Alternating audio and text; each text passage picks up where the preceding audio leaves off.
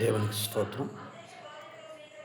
Jesus grace salvation prayer ministry JGS group YouTube channel వీక్షిస్తున్న ప్రజలందరికీ ప్రభువైన యేసుక్రీస్తు నామములో శుభములు.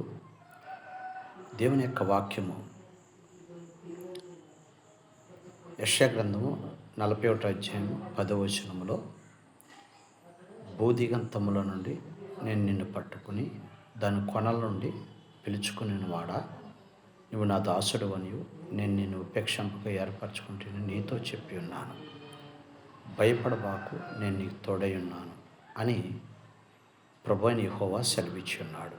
దేవుని ప్రజలరా, మనము కాలములు సమయములు ఎరుగుతున్న పరిస్థితుల్లో భూమి మీద భయంకరమైనటువంటి పరిస్థితులు మనం చూస్తున్నాం.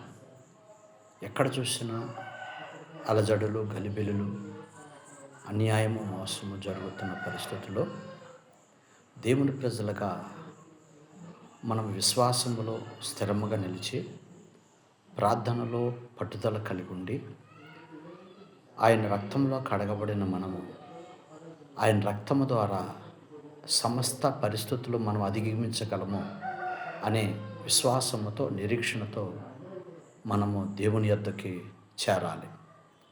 అంతేకాదు దేవుని బిడ్డలారా, ఇప్పటికీ 2000 సంవత్సరాల కిందట మానవులందరి కోసం సిలువేయబడి రక్తం కార్చి సమాధి చేయబడి తిరిగి లేచిన ప్రభువైన యేసుక్రీస్తు వారు భూమి మీద ఆత్మస్వరూపుగా ఇంకా పనిచేయుచున్నారు.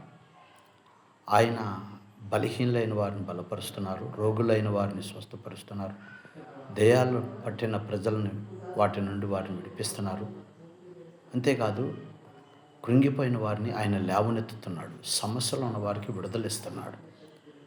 అలాగే కన్నీటితో ఆయన పాదాల దగ్గరికి వచ్చి ఆయన బ్రతులాడుకున్న వారి హృదయ వాంఛలు తీరుస్తున్నాడు యేసయ్య. కనుక చివరి దినాల్లో ఉన్నాం దేవుని ప్రజలారా, దేవునితో గడపండి, దేవునితో సహవాసం చేయండి. దేవుని ద్వారా దేవుడిచ్చే దీవెనలు మీరందరూ పొందాలని నేను ఈ ఛానల్ ప్రారంభించాను. కనుక అనుదినము కృప ఆహారముగా దేవుడు ఈ వాక్యము మనకిస్తున్నారు. కనుక ఈ ఆహారం మీరు భుజించండి. రాబోతున్న కాలంలో పరిస్థితులు అన్నీ కూడా ఎదుర్కొనేంత విశ్వాసాన్ని సంపాదించుకోండి. దేవుడు ఈ మాటలు మనందరికీ ప్రభు దీవించును గాక. ఆమేన్.